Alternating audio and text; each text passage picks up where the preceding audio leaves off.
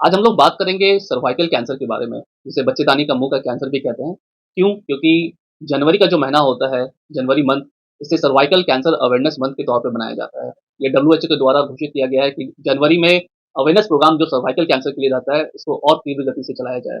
वैसे तो हर दिन, हर मंथ एक कैंसर अवेयरनेस डे होना चाहिए, कैंसर अवेयरनेस मंथ होना चाहिए, लेकिन इसे और ज़्यादा स्पीड अप करने के लिए हर एक अलग-अलग मंथ को अलग-अलग कैंसर अवेयरनेस मंथ बताया गया है।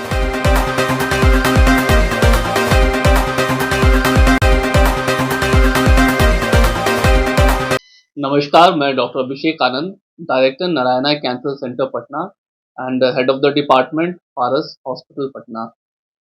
आज हम लोग बात करेंगे सर्वाइकल कैंसर के बारे में, जिसे बच्चेदानी का मुंह का कैंसर भी कहते हैं। क्यों? क्योंकि जनवरी का जो महीना होता है, जनवरी मंथ, इसे सर्वाइकल कैंसर अवेयरनेस मंथ के तौर पे मनाया जाता है। ये डब्ल्यूएचओ के द्वारा घोषित किया गया है कि जनवरी में अवेयरनेस प्रोग्राम जो सर्वाइकल कैंसर के लिए रहता है, इसको और तीव्र गति से चलाया जाए। वैसे तो हर दिन, हर मंथ एक कैंसर अवेयरनेस डे होना चाहिए, कैंसर अवेयरनेस मंथ होना चाहिए, लेकिन इसे और ज़्यादा स्पीड अप करने के लिए हर एक अलग-अलग मंथ को अलग-अलग कैंसर अवेयरनेस मंथ बताया गया है। सर्वाइकल कैंसर क्या है, ये जानना बहुत ही ज़रूरी है। सर्वाइकल कैंसर यानी बच्चेदानी का मुंह का कैंसर। अगर हम लोग डेटा की बात करें, तो पूरे विश्व में महिलाओं में होने वाला ये चौथा सबसे कॉमन कैंसर है। और आंकड़े की बात करें तो लगभग 6,60,000 नए केसेस, 6,60,000 न्यू केसेस हर साल डायग्नोज होते हैं पूरे वर्ल्ड वाइड। इंडिया में बात करें तो इंडिया में ये नंबर 2 पे आता है महिलाओं में होने वाला प्रमुख कैंसर में। ब्रेस्ट कैंसर सबसे कॉमन कैंसर होता है और उसके बाद होता है सर्वाइकल कैंसर, यानी बच्चेदानी का मुंह का कैंसर।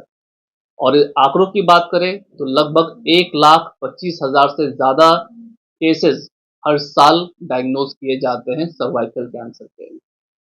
अब बात उठती है कि सर्वाइकल कैंसर होता कैसे है। तो सर्वाइकल कैंसर का सबसे प्रमुख मेन कारण है एचपीवी, जिसे ह्यूमन पैपिलोमा वायरस कहते हैं। लगभग सभी कैंसर ह्यूमन पैपिलोमा वायरस के कारण होते हैं, जिसमें अलग अलग प्रकार के वायरस के स्ट्रेन्स पाए जाते हैं। कुछ वायरस के स्ट्रेन जो होते हैं उसे नंबर से डिनोट किया जाता है, और उसमें HPV 16 और HPV 18, 16 और 18, ये दोनों प्रमुख HPV के टाइप्स हैं जो सर्वाइकल कैंसर कराता है। इसके अलावा भी कई सारे स्ट्रेन्स हैं जो बाकी सभी कैंसर का कारण बन सकता है, जैसे एनल कैंसर, पेनाइल कैंसर या फिर जेनाइटल वॉर्ट्स। तो ये सभी कैंसर एचपीवी रिलेटेड होते हैं। दूसरा कॉमन कारण जो होता है, और अन्य कारण की बात करें तो उसमें एचआईवी या इम्यूनो डिफिशियंसी, स्मोकिंग, ओसीपी का यूज करना लंबे समय तक, ये सब आपका सर्वाइकल कैंसर का कारण बन सकता है। तो ये जरूरी है कि हम लोग जाने कि सर्वाइकल कैंसर से हम लोग कैसे बच सकते हैं। तो जानकर ये आश्चर्य होगा कि सर्वाइकल कैंसर कैंसर एक ऐसा कैंसर है जिसको हम लोग पूरी तरह से बच सकते हैं, और इसके बचने के लिए हमारे पास वैक्सीन अवेलेबल है, जिसे एचपीवी वैक्सीन का नाम दिया गया है, और ये हमारे पास अवेलेबल भी है, उपलब्ध है। एचपीवी वैक्सीन जो है वो 9 साल के ऊपर की महिलाएं या बच्चियां, उनको दी जाती है। अगर गाइडलाइंस की बात करें तो बहुत सारे गाइडलाइंस बोलते हैं 9 से 26 साल तक के बच्चियों को एचपीवी वैक्सीन लेना चाहिए, और बहुत सारे गाइडलाइंस ये भी बोलते हैं कि अब इवन 45 साल तक के उम्र के लोगों तक को हम लोग अब एचपीवी वैक्सीनेशन कर सकते हैं। एचपीवी वैक्सीन डिफरेंट टाइप्स के होते हैं, जिसमें पहले जो आया था वो था सर्वरिक्स, जिसमें 2 स्ट्रेन को यूज किया जाता था। उसके बाद आया गार्डासिल, जिसमें 4 स्ट्रेन को यूज किया जाता था। और अब जो अवेलेबल है हमारे पास में, जो लेटेस्ट है, वो गार्डासिल 9 है, जिसमें एचपीवी ह्यूमन पैपिलोमा वायरस के 9 स्ट्रेन्स के अगेंस्ट आपको प्रोटेक्शन दिया जाता है। अब बात हो गई कि जब हमने वैक्सीन भी दे दिया और बाकी सब भी काम कर लिया, तो इसे अर्ली स्टेज में कैसे पकड़ा जाए। अर्ली स्टेज में पकड़ने की अगर बात करें किसी भी कैंसर को, तो ये आपको बताना और जानना बहुत ही ज़रूरी है कि किसी भी कैंसर को हम लोग अगर अर्ली स्टेज में पकड़ लेते हैं, डायग्नोज़ कर लेते हैं, तो उसे हम लोग पूर्णतः ठीक कर सकते हैं। और सर्वाइकल कैंसर को अर्ली स्टेज में पकड़ने के लिए ये ज़रूरी है कि हम लोग उसका स्क्रीनिंग कराएँ। स्क्रीनिंग एक ऐसा माध्यम है जिससे कि हम लोग कुछ स्पेशल कैंसर को अर्ली स्टेज में पकड़ सकते हैं, जिसमें सर्वाइकल कैंसर भी एक आता है। तो सर्वाइकल कैंसर स्क्रीनिंग में 2 इम्पोर्टेंट टेस्ट किया जाता है, एक पैप स्मीयर और दूसरा किया जाता है आपका एचपीवी डीएनए का टेस्टिंग। अगर गाइडलाइंस की बात करें, तो सभी गाइडलाइंस ये कहते हैं लगभग 21 साल की उम्र से आपको सर्वाइकल कैंसर का स्क्रीनिंग करना चाहिए और ये 3-3 साल पे पैप स्मीयर रिपीट किया जाता है 30 साल तक के लिए। 30 से 65 साल तक एचपीवी डीएनए और पैप स्मीयर दोनों को अल्टरनेट किया जाता है हर 5-5 साल के अंतराल पे। मतलब पैप स्मीयर 5 साल पे होगा और उसके बीचों बीच आपका एचपीवी डीएनए का टेस्टिंग 5-5 साल पे होगा और ये 65 साल तक किया जाता है और उसके बाद स्क्रीनिंग को रोक दिया जाता है। तो ये आपसे आपके बीच में हमने बातें साझा की कि सर्वाइकल कैंसर क्या होता है, इससे कैसे बचें और इसको अर्ली स्टेज में कैसे पकड़ सकते हैं। वैक्सीन की जो बात कर रहे हैं सर, तो कैसे मतलब जैसे कि पशुओं में कैसे मिल पाएगा मतलब लोगों को अगर खाना चाहें? सर्वाइकल कैंसर वैक्सीन की बात करें तो ये अभी इजीली अवेलेबल है और गवर्नमेंट स्कीम के अंदर भी अब सर्वाइकल कैंसर वैक्सीन को अवेलेबल कराया गया है।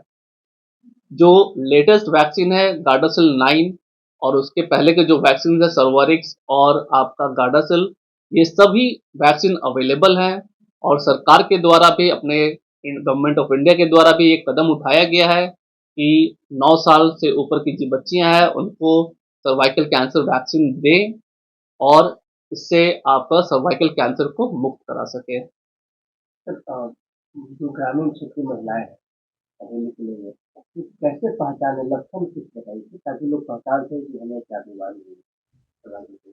सर्वाइकल कैंसर अगर अर्ली स्टेज में पकड़ाता है तो उसमें कुछ ऐसे सिम्टम्स होते हैं, ऐसे चीज़ें होते हैं जो संकेत करता है कि वो सर्वाइकल कैंसर या बच्चेदानी के मुंह का कैंसर होता है।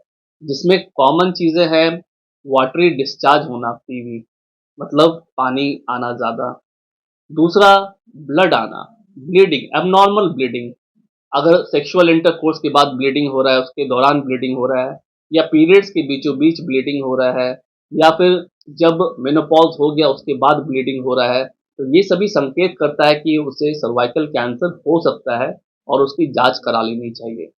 इसके अलावा लगातार अगर पेल्विक का पेन हो रहा है, मतलब एब्डोमेन पेट के नीचे भाग में अगर पेन हो रहा है लगातार और कमर में दर्द हो रहा है लगातार, तो वो भी सर्वाइकल कैंसर का संकेत हो सकता है।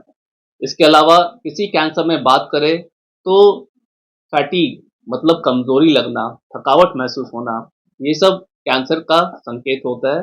तो ये सभी संकेत और ये सभी सिम्टम्स से हम लोग पहचानते हैं कि किसी भी पेशेंट को ये सर्वाइकल कैंसर होने का चांस हो सकता है। कॉमन से जो टेस्ट जो पत्नी कराती है उसका नाम बताइए। पैप स्मेयर एक ऐसा टेस्ट है जो सभी लोग करा सकते हैं और ये स्क्रीनिंग का माध्यम होता है। 21 साल के उम्र के महिलाएं या उससे ज़्यादा जो भी होते हैं 65 साल तक के लिए वो लोग पैप स्मेयर के द्वारा सर्वाइकल कैंसर को अर्ली स्टेज में पकड़ सकते हैं। जो नारायणी कैंसर सेंटर जो है सर, जो इलाज के लिए क्या क्या सुविधाएं देती है उनको ग्रामीण इलाके या कोई भी मतलब एक कोई भी पेशेंट को उनके लिए क्या सुविधा है? नारायणा कैंसर सेंटर हमारा एक कम्प्रिहेंसिव कैंसर सेंटर है जहाँ पे कैंसर के मरीज की हर तरह की सुविधाएं हैं उनके इलाज के लिए, जिसमें डायग्नोसिस मतलब कि एक कैंसर का सही और उचित समय पे सही सटीक तरह से डायग्नोसिस किया जा सके और उसके बाद इलाज की सभी सुविधा है जिसमें मेडिकल ऑन्कोलॉजी, रेडिएशन ऑन्कोलॉजी और सर्जिकल ऑन्कोलॉजी शामिल है।